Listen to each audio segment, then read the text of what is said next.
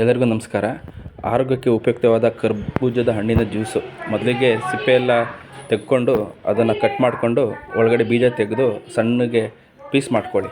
ಅದಕ್ಕೆ ಜಜ್ಜಿರೋದು ಬಿಳಿ ಬೆಲ್ಲ ಹಾಕಿದರೆ ಕಲರ್ ಚೆನ್ನಾಗಿ ಬರುತ್ತೆ. ಏಲಕ್ಕಿ ಹಾಕಿ, ಒಂದು ಏಲಕ್ಕಿ ಸಾಕು ಒಂದು ಹಣ್ಣಿಗೆ.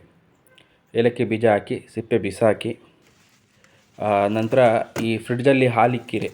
ತಣ್ಣಗಿರುತ್ತೆ, ತುಂಬ ಕುಡಿಯೋಕ್ಕೆ ಚೆನ್ನಾಗಿರುತ್ತೆ ತಣ್ಣಗೆ. ಆ ಫ್ರಿಡ್ಜಲ್ಲಿರುವಂಥ ಹಾಲನ್ನು ಮಿಕ್ಸಿ ಜಾರಿಗೆ ಹಾಕಿ ಈ ಕರ್ಬೂಜದ ಹಣ್ಣು, ಬೆಲ್ಲ ಹಾಕಿರೋದು ಮತ್ತು ಏಲಕ್ಕಿ ಇದನ್ನೆಲ್ಲ ಹಾಕ್ಬಿಟ್ಟು ಚೆನ್ನಾಗಿ ರುಬ್ಬಿ ಒಂದು 3ರಿಂದ 5 ನಿಮಿಷ ಸಾಕು ರುಬ್ಬಿ. ನಂತರ ಕುಡಿಯಿರಿ. ಅಷ್ಟೇ, ತುಂಬ ಚೆನ್ನಾಗಿರುತ್ತೆ, ಆರೋಗ್ಯಕ್ಕೂ ಒಳ್ಳೆಯದು.